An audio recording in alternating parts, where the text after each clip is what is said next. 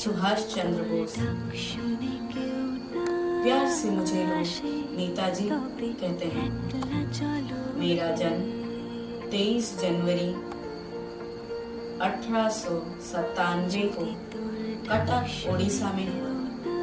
मेरे पिता श्री जानकीनाथ बोस बैरिस्टर हैं और माता प्रभावती देवी एक धर्मपरायण महिला।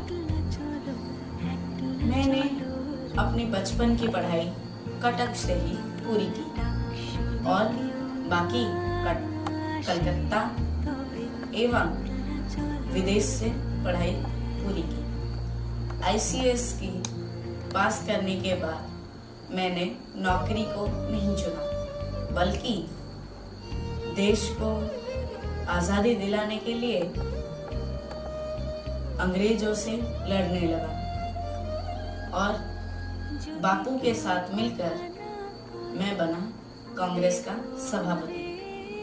आगे की बापू के साथ जब मैंने कांग्रेस के सभापति के पद से इस्तीफा दिया, वो एक नाट्य के रूप में है। लॉर्ड एवन ने बापू को डोमिनियन स्टेटस के लिए मना लिया है और बापू यानी कि अहिंसा की मूर्ति वो मान भी गए हैं। अब तो बापू से मिलने ही। ये क्या बापू, आपने डोमिनियन स्टेटस के लिए मंजूरी दे भी दी? देखो सुभाष, इससे हम अपने चुनाव कर सकते हैं और गाड़ी भी चला सकते हैं। ये तो ही जिंदगी, ये आज़ादी तो है ना। तो और अपने हमें क्या चाहिए? संपूर्ण आज़ादी बापू, संपूर्ण आज़ादी। ये तो ऐसा है कि भूखे के सामने खाना तो है पर वो खा नहीं सकता। हमें जो भी काम करने के लिए, कुछ भी करने के लिए हमें ब्रिटिश गवर्नमेंट से परमिशन लेनी होगी और अंग्रेज सेना अभी वर्ल्ड वॉर सेकेंड के लिए व्यस्त है। मैं तो कहता हूँ अभी हमें सैन्य गठन करके उन पे हमला कर देना चाहिए और हमारी आज़ादी छीन लेनी चाहिए। ये तुमने सही बोला। ये तुमने सुभाष सही बोला,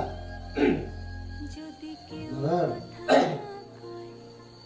हमें डोमिनियन स्टेटस लेना नहीं चाहिए। और जन कांग्रेस के नियम के विरुद्ध है। हम अहिंसा से साथ मिलकर रहकर आज़ादी लेंगे। पर तुम जो वचन देते हो, अहिंसा का वचन देते हो, तो कांग्रेस तुम्हारा साथ काम कर सकता है, वरना तुम इस्तीफा दे दो। अहिंसा एक समय में एक महान हथियार था, ये मैं मानता हूँ, पर वो समय शांति का था। अब की जब विश्व भर में जंग के नगाड़े बज रहे हैं, तब अहिंसा की बांसुरी कौन सुनेगा बापू? और हमारी मंजिल भी तो एक है, तो क्यों आप मुझे अपने से दूर करना चाहते हैं और क्यों मुझे आप इस्तीफा देने के लिए बाध्य कर रहे हैं? देखो सुभाष, मेरा आशीर्वाद तेरे साथ है, तुम्हारे साथ है मेरा आशीर्वाद, मगर रास्ता है। तो ठीक है बापू, मैं जरूर तैयार हूँ, मैं इस्तीफा दे दूंगा। बापू से मिलने के बाद एक जंग के दौरान मुझे ब्रिटिश सैनिकों ने पकड़ लिया और मुझे गिरफ्तार कर लिया। किसी भी तरह मैं छूटने के बाद अपने घर पहुंचा और 1941 में घर से भी भाग निकला, ब्रिटिश के सैनिकों से बच के। बहुत मेहनत और मशक्क़त के बाद मैं पहुंचा काबुल। काबुल से मैं वहाँ के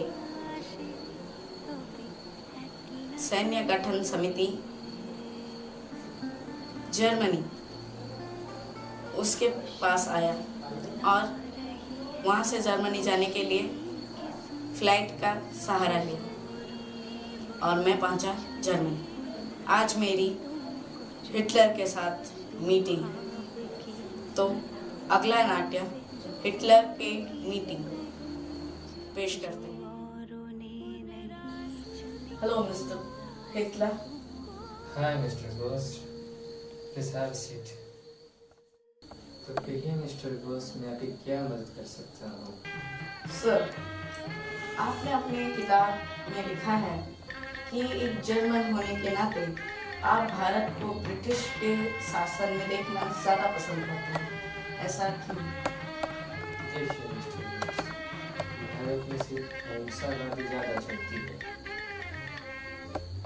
हाँ, मुझे पता है कि बापू की अहिंसा और उनके साथ नेहरू के साथ और सैकड़ों लोग, इतने सारे लोग अहिंसावादी हैं। पर आपने जितने सैनिक भारत के बंदी बना कर रखे हैं, अगर उन सबको आप रिहा कर दें, उन सब के साथ हम फौज गठन करके हमला कर सकते हैं।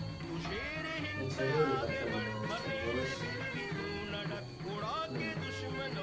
जर्मनी से भारत बहुत दूर है, जैसे आप जानते हैं।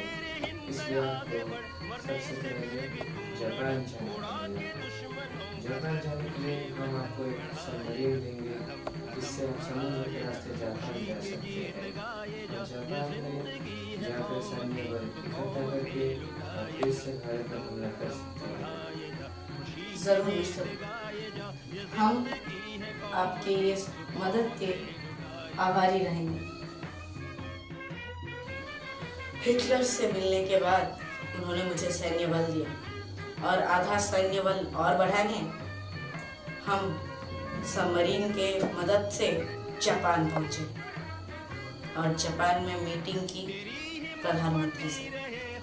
उनके पास से भी सैन्य बल इकट्ठा करके हम उसी सबमरीन के मदद से भारत पहुंचे और भारत में गठन होगा आजाद हिंद फौज। और आजाद हिंद फौज के मदद से हम करेंगे ब्रिटिश पे हमला और छीन लेंगे हमारे। आजाद हिंद फौज के सैनिकों, तैयार हो जाओ। भारत को आजाद करवाने के लिए हमारा एक ही लक्ष्य है, भारत माता को आजाद करवाना। और हम भारत माता को आजाद करके रहेंगे। हमें अभी जंगलों के रास्ते से जाकर ब्रिटिश सैनिकों पर हमला करना है और हमारी आज़ादी छीन लेनी है। तुम मुझे रक्त दो, मैं तुम्हें आज़ादी दूंगा। यही हमारा एकमात्र लक्ष्य है, भारत की आज़ादी। इसीलिए गठन हुआ है आज़ाद हिंद फौज का। इसी से ही नाम और निशान है आज़ाद हिंद फौज का। आज़ाद हिंद फौज अमर रहे। जय हिंद। आज़ाद हिंद फौज के हमले से ब्रिटिश सरकार बौखला गई और उनका सैन्य दल छिन्न भिन्न हो गया, वो बिछड़ गए। और यही हमारी आज़ादी की पहली निशानी थी। फिर और सेना एकत्रित करने के लिए मुझे जाना था विदेश। उसके लिए मैंने विमान के ज़रिए उड़ान भरी, पर आज तक उस विमान के दुर्घटना का रहस्य पता नहीं चला। कोई कहता है विमान के दुर्घटना में मेरी मौत हो गई और कोई कहता है कि मैं जिंदा बच गया और गुमनामी बाबा का जिंदगी जीने लगा। ये अभी तक राज ही है और ये बहुत बड़ा राज है भारतीय इतिहास का। ये राज तो बहुत रहेगा। और फिर 15 अगस्त 1947 को भारत को आज़ादी मिली।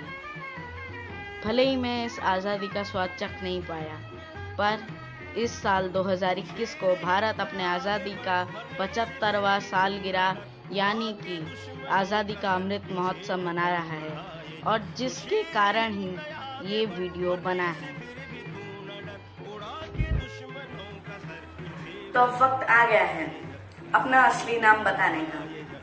तो मेरा नाम है अर्थदर्शी नायक। मैं कक्षा 8वीं ब का छात्र हूँ और केंद्रीय विद्यालय क्रमांक 1 बालेश्वर में पढ़ता हूँ। इस वीडियो को बनाने में हमने बहुत मेहनत की है और बहुत ही ज़्यादा मुसीबतें भी आई हैं, फिर भी हमने इस वीडियो को बनाया है इसलिए इस वीडियो को देखने के बाद अपना राय जरूर देना। धन्यवाद।